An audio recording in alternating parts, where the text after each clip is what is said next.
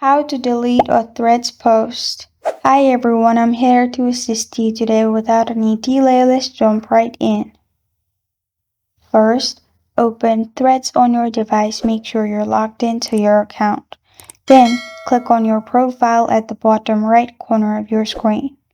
After you're in your profile, simply select the post you want to delete. After you click on the post you want to delete, you will find this kind of screen pop up. In here, click on three dots at the top right corner of your screen. Then, at the bottom, you will find Delete option. Click on Delete at the bottom. Then, click on Delete again. After you click on Delete, the post will be deleted. This is how to delete a Threads post. Thank you for joining me today. If this video helps you out, please leave a like and subscribe for more.